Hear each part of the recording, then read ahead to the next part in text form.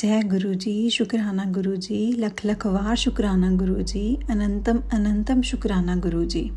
गुरुजी के चरणों में कोटि कोटि प्रणाम। संगत जी, गुरुजी की कृपा से इस चैनल के माध्यम से आपको सत्संग सुनाए जाएंगे। गुरुजी की ब्लेसिंग्स लेने के लिए और सत्संग सुनने के लिए गुरुजी के सत्संग चैनल को सब्सक्राइब करें। और अगर आप भी अपना कोई सत्संग संगत जी के साथ शेयर करना चाहते हैं तो डिस्क्रिप्शन में व्हाट्सएप नंबर और जीमेल आईडी दिया हुआ है। आप अपना सत्संग लिखकर, रिकॉर्ड करके या वीडियो बनाकर भेज सकते हैं। गुरुजी की कृपा से आपका सत्संग भी जरूर शेयर किया जाएगा।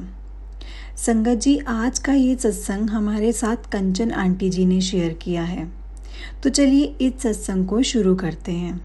जय गुरुजी, शुक्राना गुरुजी। सत्संग शुरू करने से पहले गुरुजी के चरणों में कोटि कोटि प्रणाम और सभी संगत जी को जय गुरुजी। संगत जी, ये बहुत ही सुंदर सत्संग है, तो इसलिए सत्संग को पूरा सुने और आखिर तक बने रहें, क्योंकि गुरुजी भी कहते हैं कि जो सत्संग करता है और जो सुनता है दोनों का ही कल्याण होता है। संगत जी, हो सकता है कि इस सत्संग से आपको भी अपने सवालों के जवाब मिल जाएं। संगत जी, आंटी जी की जर्नी गुरुजी के साथ 2001 में स्टार्ट हुई। आंटी की शादी को लगभग 25 साल हो गए थे। आंटी जी और उनके हस्बैंड दोनों ही एक अच्छी पोस्ट पर जॉब करते थे। फैमिली में इतना पैसा था, एक अच्छा घर, गाड़ी और वो सब कुछ था जो उस टाइम लोगों का सपना होता था। पैसों की तरफ से कोई कमी नहीं थी। आंटी अंकल भी एक अच्छी जॉब करते थे। उनका एक बेटा और एक बेटी थी। संगत जी, सब कुछ होने के बावजूद भी खुशी नहीं थी, क्योंकि घर में हर एक मेंबर को कोई ना कोई बीमारी लगी हुई थी। कंचन आंटी और 8 मेंबर थे घर में, और घर में समझ लो 300 बीमारियां थी। मतलब जो भी पैसा आता सब बीमारियों में ही चला जाता। किसी को क्या प्रॉब्लम तो किसी को क्या। संगत जी, पैसा तो जैसे पानी की तरह ही बह रहा था, वो भी बीमारियों में। संगत जी, कंचन आंटी और पूरा परिवार ही बहुत परेशान था, और एक टाइम तो उनकी लाइफ में ऐसा आया जिससे उनका घर, दुकान सब कुछ बिक गया। उनके देवर और ससुर दोनों को कैंसर हो गया, जिसके कारण उन्हें अपना घर और दुकान दोनों बेचना पड़ा। संगत जी, पूरा परिवार जैसे सड़क पर आ गया। लेकिन आंटी अंकल की जॉब थी, जिससे वो एक रेंट के मकान पर रहकर गुजारा चलाने लगे। आंटी ने जगह जगह जाकर मन्नतें मांगी, कभी किसी जगह तो कभी किसी जगह कर मत्थे टेक लेने, लेकिन संगत जी कुछ नहीं हो रहा था। एक दिन आंटी जिस जगह टीचर थी, वहाँ एक मैडम ने उन्हें गुरुजी के बारे में बताया। गुरुजी सबके दुख हर देते हैं, तो आंटी ने सोचा कि एक बार वहाँ भी जाकर देख लेते हैं, जहाँ इतनी जगह मत्थे टेके हैं पर कुछ नहीं हुआ। आंटी अपने दोनों बच्चों को लेकर चले गए। वो वहाँ जाकर बैठ गए, लेकिन अभी तक गुरुजी अपने सिंहासन पर नहीं आए थे। आंटी जी के माइंड में इमेजिनेशंस चल रही थी कि गुरुजी ऐसे होंगे, वैसे होंगे, लेकिन जब गुरुजी आए तो उनका नूर अलग ही था। ये तो गुरुजी की पुरानी संगत, पुरानी नई से मतलब नहीं है, मतलब तो संगत जिन्होंने गुरुजी को देखा हुआ है, वो इस बात से कनेक्ट कर सकते हैं कि गुरुजी को देखकर जो वाइब आती थी, उस दिन समझ आता है कि रब भी है। जय गुरुजी, शुक्राना गुरुजी, अनंतम अनंतम शुक्राना गुरुजी। संगत जी, जब गुरुजी ने आंटी को देखा तो बोले, हाँ जी, किंतु परंतु वाले। आंटी बात तब कुछ समझ नहीं आई। गुरुजी के आगे माथा टेका, बेटे और बेटी को माथा टिकवाया और घर आ गए।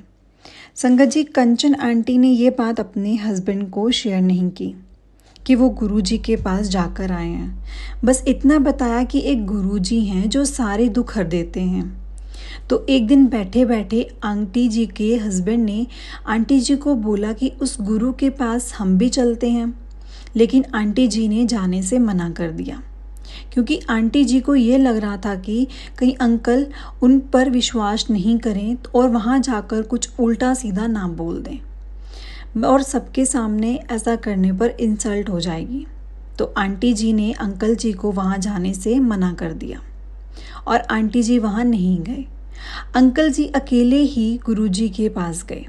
संगत जी, गुरुजी को कभी कुछ नहीं बताना पड़ता। हम क्या हैं, हम कौन हैं, उन्हें सब पता होता है। किसे बुलाना है, किसे कब कैसे ब्लेस करना है। जय गुरुजी, शुक्राना गुरुजी, अनंतम अनंतम शुक्राना गुरुजी। संगत जी, जब अंकल जी वहाँ पहुँचे तो गुरुजी बोले, आंटी नहीं आई तेरे नाल? संगत जी, अंकल जी को पता नहीं था गुरुजी आंटी किसे बोल रहे हैं। तब गुरुजी बोले, कमलिया तेरे घर वाली दी गल कर रहे हैं।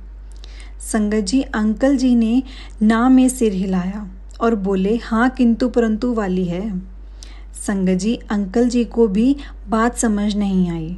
और उसके बाद संगत जी, जब अंकल जी गुरुजी के दर्शन के बाद आने लगे तो गुरुजी को बोले, गुरुजी मैं आपकी फ़ोटो खींच लूँ?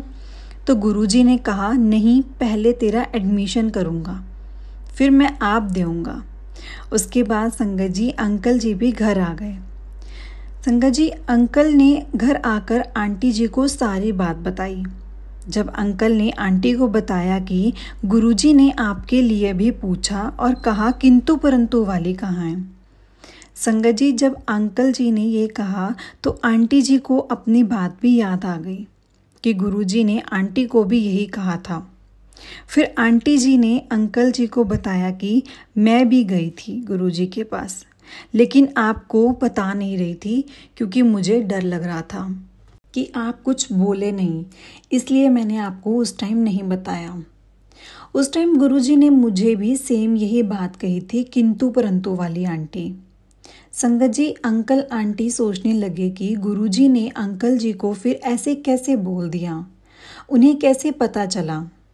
संगत जी, उसके बाद एक दिन आंटी अंकल और उनके दोनों बच्चे भी गुरुजी के पास गए तो गुरुजी ने अंकल जी को बोला, चिंता ना करया कर, बस खुश रहा कर। संगत जी, अंकल आंटी जब से गुरुजी के पास जाने लगे उसके बाद उनके घर में सबकी तबीयत धीरे धीरे ठीक रहने लगी। आंटी अंकल का विश्वास भी गुरुजी पर बढ़ने लगा। फिर भी संगत जी, एक दिन किसी ने आंटी को बताया कि गुरुजी लोटा ब्लेस करते हैं, तो आंटी जी ने अपने ससुर और देवर के लिए गुरुजी से लोटा ब्लेस करवाया। संगत जी, उसके 11 दिन बाद ही आंटी जी के ससुर और देवर बिल्कुल ठीक हो गए। संगत जी, आंटी अंकल जो घर की बीमारियों से इतना परेशान थे और अब धीरे धीरे सब परेशानियां गुरुजी की कृपा से ठीक हो गई। उसके बाद आंटी अंकल का पूरा परिवार गुरुजी की शरण में आ गया।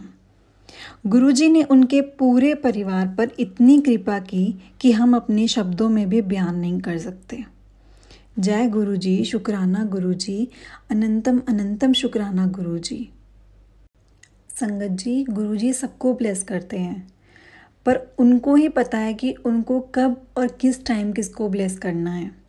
तो हमें सच्चे मन से गुरुजी को मानना चाहिए और सब कुछ उन पे छोड़ देना चाहिए, क्योंकि गुरुजी को सब पता है मुझे कब किसको और क्या देना है। जय गुरुजी, शुक्राना गुरुजी, अनंतम अनंतम शुक्राना गुरुजी।